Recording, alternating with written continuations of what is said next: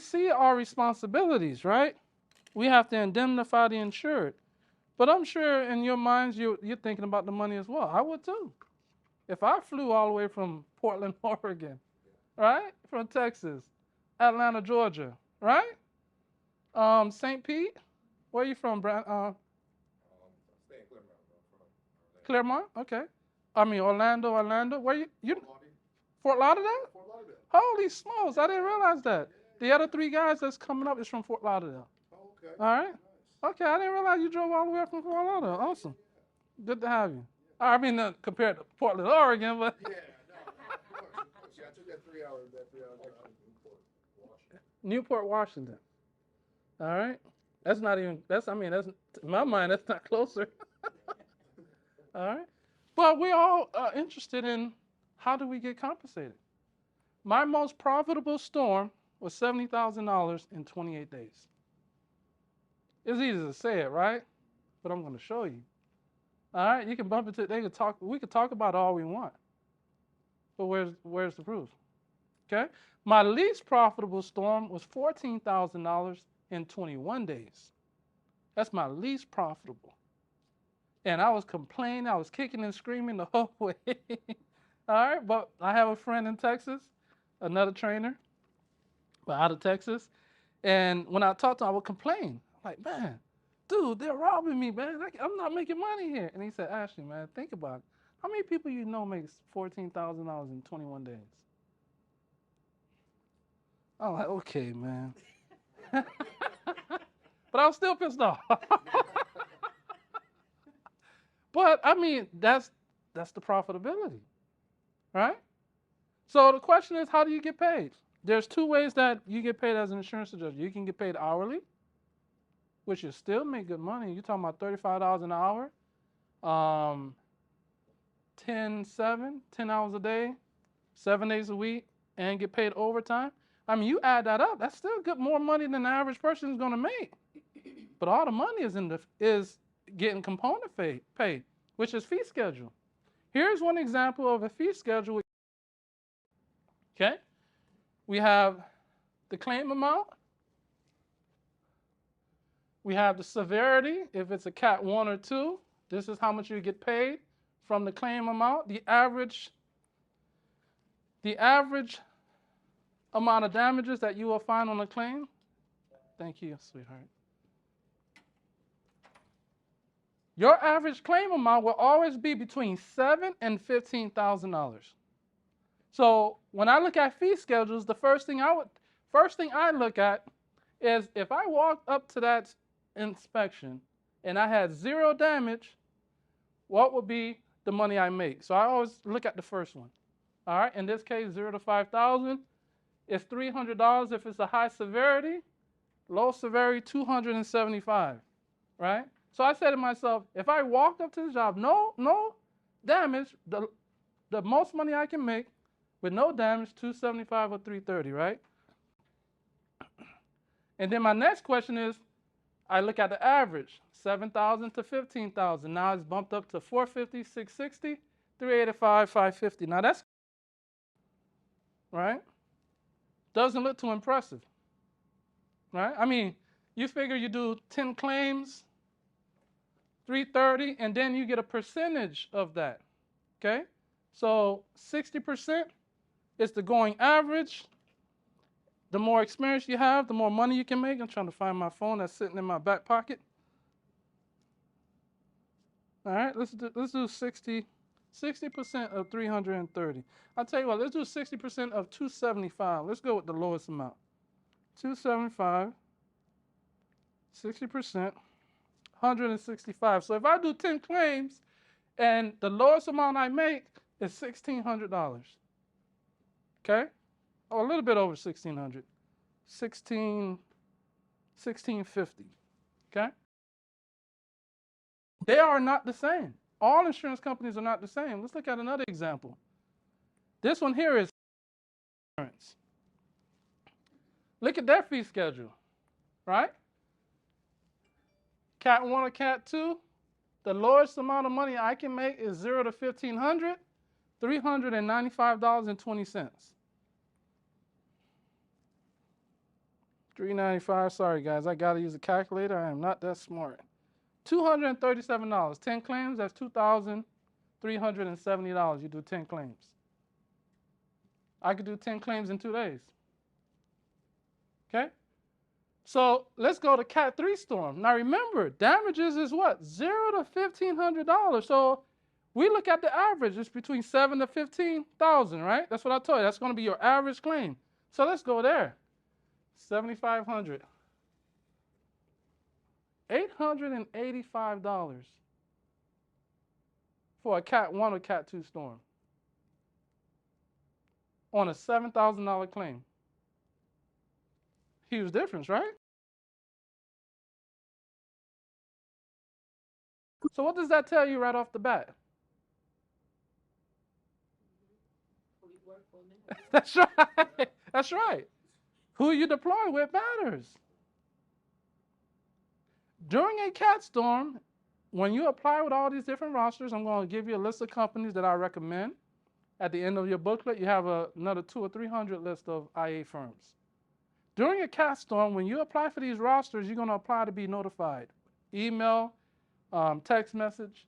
So it would not be uncommon that you got 5 different companies sending you notifications. Equipment needed to do field adjusting. On the table, I have every one of those equipment sitting there. Monitor is sitting up on the counter, of course, in the laptop.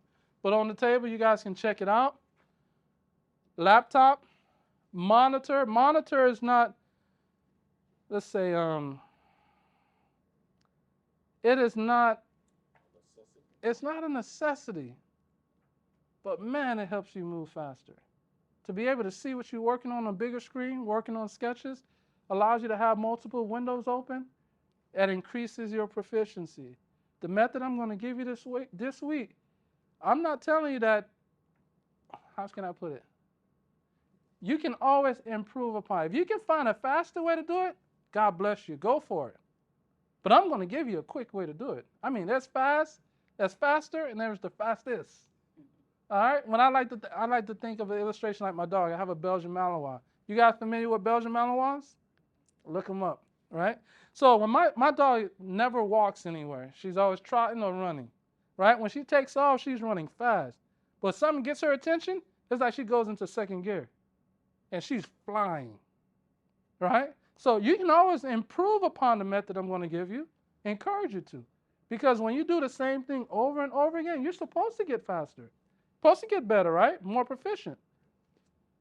So you can always improve upon it.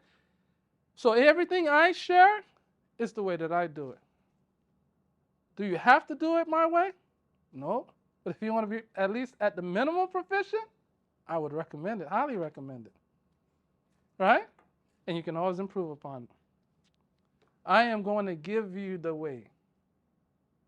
All of it. And you can only get better. All right? So I'm recommending a monitor. It will behoove you to get a monitor. Your future self will thank you for buying a monitor, okay? Of course, you get a ladder. I always get 2 sizes of ladders. I believe I have a 16 and a 27-foot ladder. Before I go to the inspection, I'll look and see how tall the roof is.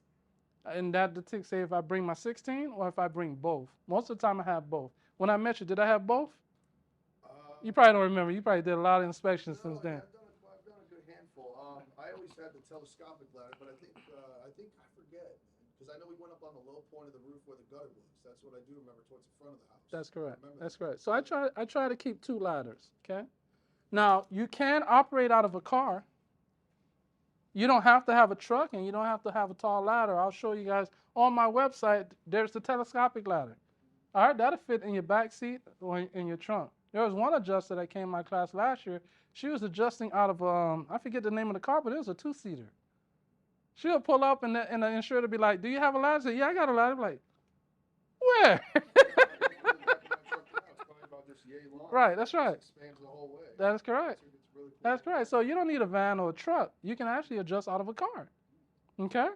I mean, you may have a problem. There are some roofs that are taller than others. Some of them, the eaves are at 10 feet. Other ones are at 12 feet. Some other ones are higher than that. Okay? If it's a vaulted ceiling. So tool pouch, you pull up at some inspections, or you may show other adjusters, or they may see my video and be like, man, how the heck you got a huge old tool pouch? What you doing with all of that? Well, have you guys seen all these tools up here? Each one of them have a function. And where do I keep them? On my tool pouch. Each one of them have a function. I'd rather have something not needed than need it and not have it. Okay? So I encourage you to get a tool pouch. There's a shingle gauge. There are two types of shingle gauges. Okay? This one is used for roofs that are installed prior to 2011. This shingle gauge is used for tools that are installed after the year 2011. Okay? This gauge here, this is a metal gauge for galvanized or metal roofs.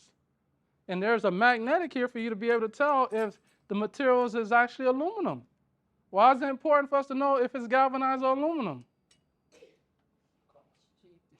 Cost. Right? It's only right to give that insured what they had before, right? Okay? So it's best to always be prepared so that you can be able to give that accurate estimate. Okay? So 3 types of gauges. Before 2011, after 2011, and for your metal roofs, you're going to measure the thickness of that metal because that drives up the cost. That insured gets what they had prior to that, and guess who else benefits from that? You do. Why? Yes, That's right. Because it boosts up my cost. And I want to know, is it aluminum or not? There's a little magnet on here. Okay? Is it important? Yes, it's important. Does it make a difference? Yes. How many adjusters do you think out there knows that? that many. You'll be surprised. Now, what happens on most deployments, you have deployments where you have a huge catastrophic event and you have thousands of adjusters that are flooding that city or town. It is amazing the amount of adjusters that just fall out and disappear. You never hear about them. And IA firms will never broadcast it. You know why they wouldn't broadcast it? Because their failure to produce those claims, those adjusters, sheds a bad light on that IA firm because they failed to prepare them to go out there and perform. And they don't want insurance companies finding that out. But I am close to a lot of administration personnel in IA firms, and the stories I hear is like, wow. You have adjusters that get issued 30 claims, and they just disappear. They don't call the IA firm to tell them they're leaving. They don't call them and say they're overwhelmed. They just disappear. And the IA firm don't realize until 2 weeks later. When they're not returning a claim, returning a call, they're not answering their phones, they're just gone. Why? Because they're overwhelmed and underprepared. A lot of people are motivated to get in this industry. And they will drive 16 hours. But once them claims hit and they're like, how do I do this? It's overwhelming. And a lot of adjusters just disappear because they're overwhelmed and underprepared. Hurricane Irma. There was this one gentleman, I remember his face. If I was to see him today, I would remember him. I was in that war room for 2 weeks. This man did not submit one claim. And he was continuously asking people for help, how to do this, how to do that. So I thought he'd eventually get it. Disappeared. He just gave up and just left. That is a common thread. The fact that you're here puts you in that higher percentile to be successful. All right? You're not going to be that guy that's overwhelmed and underprepared. You're going to have all the information you need. Okay? Little ladders helper. All right? We use this to protect the gutters when we're climbing the gutters and to steady your ladder on the gutter. This has I forget what they call it, but it has a tread on here. Once you put the ladder, it stops it from moving, and it protects the gutter that you're not bending it or breaking it. This becomes helpful when you're dealing with white gutters, painted gutters, because your ladder can scratch the gutter. Most people won't care, but you will have that insured. They get pissed off that you put a scratch on his 300 linear foot of gutter. You put one little scratch somewhere. And God forbid that gutter's a copper gutter on the beach, and it's bronze, and you just turn that sucker copper because you scratched it. So is this helpful? Yeah, it's helpful. Little Ladder's helper. And I have pictures of it on our website where you can purchase it. Tape measure, you notice I have two 35-footer and a 100-footer. All right? 35-footer and a 100-footer, and I'll explain the benefit in having that. In addition to my tape measure, I have laser measures as well. Okay? You would think if I have a laser tape, I don't need the physical tape. Well, this laser tape only works when it has a terminating end. All right? When you have an ending wall, that's the only time it works, because how this works is once you press the button, it sends out a laser, and that laser bounces back. It measures the speed that it comes back in, and it converts it into distance. All right? So if my wall is one of those funky angled walls and I don't have a terminating point, this does me no good. Okay. All right? So I have to break out my tape and measure those 2 points. My recommendations, but they're not really recommendations. They're must-haves. All right? If you want to be as efficient as possible. You have your pitch gauge. This is a physical one. I use the digital one most of the time. But this is a physical one in case my digital one decides not to work. I have a backup to the backup. If you look up here, I have 3 measuring tapes, 3 laser measurers. Why do I have 3 laser measurers? Backup to the backup. All right? Backup to the backup. I don't want to be without.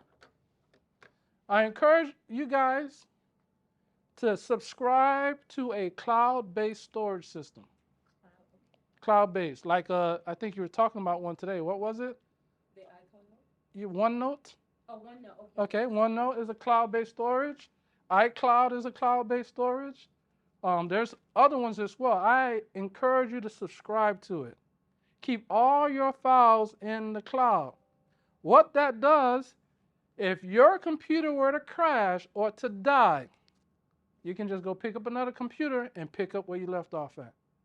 Because all your documents, all your information is in the cloud.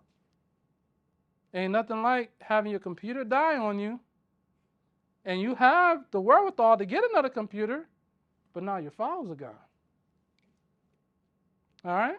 Subscribe to a cloud-based. It does 2 things. It protects your documents, and it also frees up space on your computer.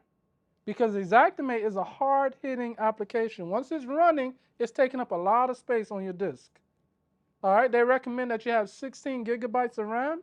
You can get away with 12, but they recommend that you have 16. All right? Because it's a hard-hitting software. Once it's running, it's taking up a lot of space.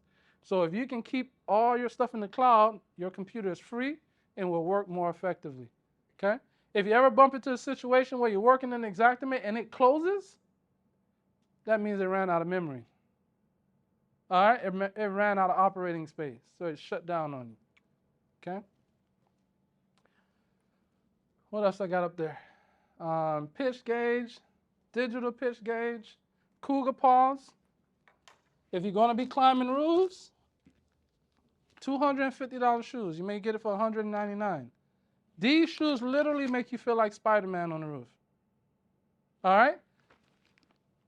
Because of the tread underneath it.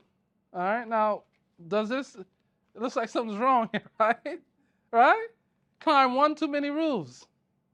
So it has the sole underneath here that you will replace regularly, but you replace with these, all right? You always order and have extra. So you just replace them. If you're going to be climbing roofs, I highly recommend that you get cougar paws. They have ones, if you guys are worrying about design, they got some nicer looking ones, okay? They're not as sturdy as these. These are for roof installers. And remember, I told you I install roofs, so I already had a couple pairs before even getting into this industry. They have some other ones that look nicer, but those are the more sturdier ones. They have the support that helps you support your ankle, all right, and your footing on the roof. And chalk. The key word with this chalk is going to be washable, all right? Get washable chalk, sidewalk chalk. Nothing like riding up someone's roof and that chalk stays there for months until they repair the roof, all right? Make sure that sucker's washable. Any questions? So this is the camera I was using in the beginning. But now all I use is my phone and my iPad. Okay?